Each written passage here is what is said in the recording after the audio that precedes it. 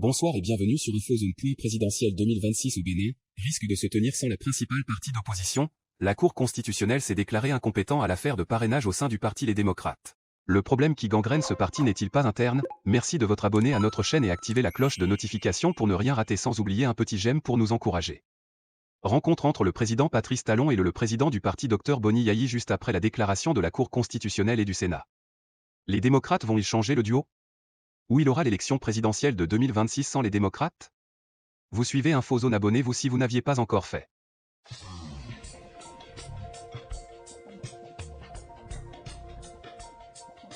Fait tomber, la Cour constitutionnelle du Bénin se déclare incompétente en l'état. Lorsqu'on suit un peu le délibéré, l'incompétence en l'état, là c'est un jargon, c'est un lexique qui sous-entend beaucoup de choses. Nous allons la décision de la Sénat, oui. La Sénat a donné 48 heures. La Sénat a donné 48 heures pour tout recours. Les 48 heures s'égrènent déjà.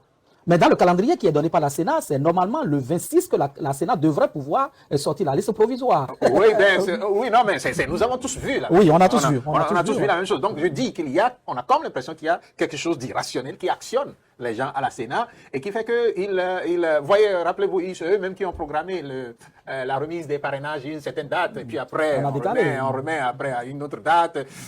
Il y a quelque chose qui ne va pas. Pour un réajustement du calendrier, certainement. Oui, il y a quelque chose qui ne va pas à la Sénat et il faut le dire. Parce que quand il y a de la fébrilité comme ça dans des comportements de gens qui ont été là, je ne sais pas ce qu'ils ont fait depuis un pas, aller dire que qu'il y a des partis qui ne sont pas en règle et autres sur le terrain. Je ne sais pas ce qu'ils ont fait depuis. Oui, mais je ne sais pas ce qu'ils ont fait depuis 3 ans pour que lorsqu'on rentre dans le processus électoral, maintenant, il y a tant de fébrilité à leur niveau. Moi, sincèrement, il y a des choses qu'il ne faut pas tolérer.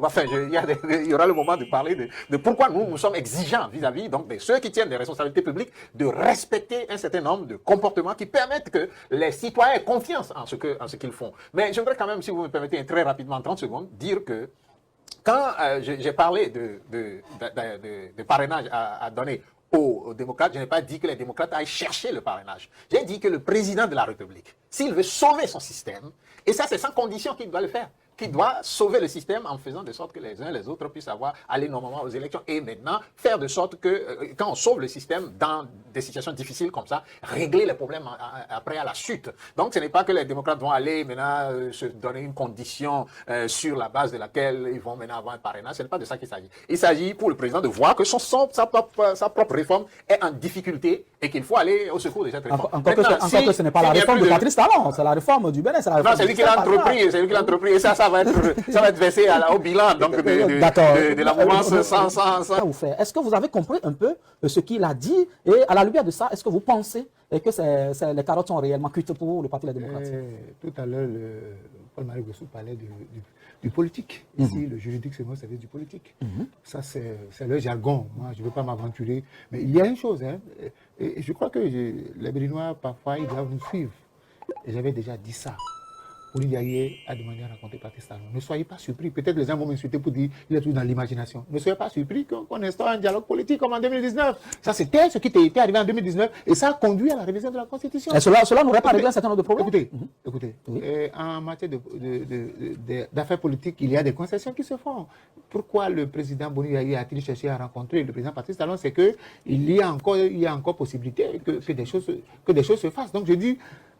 Ne soyez pas surpris si on vous dit, bon, il faut revoir les dates des élections, il faut organiser un dialogue politique pour que nous puissions discuter des textes qui posent problème. Parce que moi, j'ai toujours recours au passé. En 2019, c'était ce qui se passait. Les textes posaient problème. On a dit, il faut qu'on se retrouve autour d'un dialogue politique. Chacun fait sa proposition. La proposition a été faite et ça a débouché sur quoi? Sur la révision de la Constitution. Et ici, je crois qu'avec vous étiez en position de débatteur, nous avons déjà parlé de bonus. Nous avons parlé que des bonus pourraient intervenir. Donc aujourd'hui, on se retrouve dos au mur, disons les choses clairement, parce que je suis sûr et certain que le candidat Wadaye ne serait pas fier d'être élu dans ces conditions-là.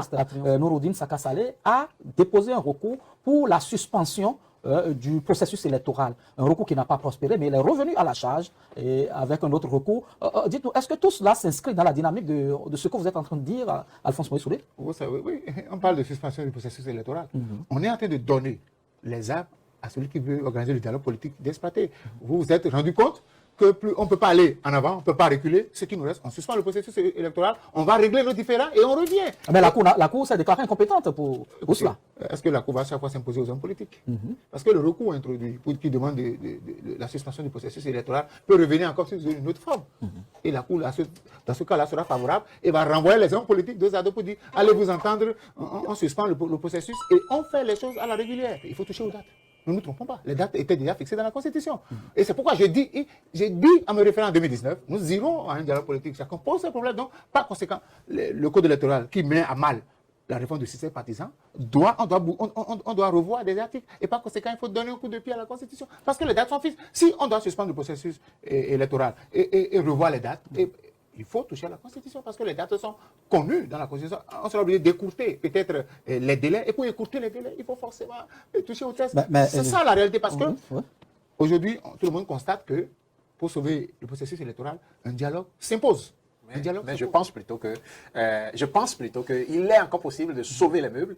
Et sauver les meubles, c'est vraiment qu'il y ait des médiations maintenant. Parce que ce qui apparaît clairement au niveau du parti, les démocrates, et il faut le dire, les partis politiques, quand ils sont en souffrance, c'est tout le pays qui est en souffrance. Je n'ai pas comme l'impression que nous, au Bénin, nous rendons compte de l'importance des partis politiques. Lorsque les partis politiques sont en souffrance, c'est tout le Bénin qui est en souffrance. Et vous le constatez à travers l'acte de Sodjinou, comment tout le Bénin est en ébullition autour de cette question. Donc, moi, je crois qu'il est encore possible de sauver les meubles. Et pour sauver les meubles, il s'agit d'entreprendre l'intermédiation au sein du Parti des démocrates, entre les groupes extrémistes qui tiennent le parti en lambeaux, et que ces groupes-là fassent des concessions très rapidement, parce que le temps est contre nous, contre eux maintenant. Est-ce que ce ne serait pas le médecin après la mort, puisque le sort en est jeté, comme le dirait l'autre? Non, le sort n'est pas encore jeté. Même la Cour n'a pas encore dit une décision définitive. Donc, je crois qu'il y a encore de l'espoir. Oui, d'accord. Je voudrais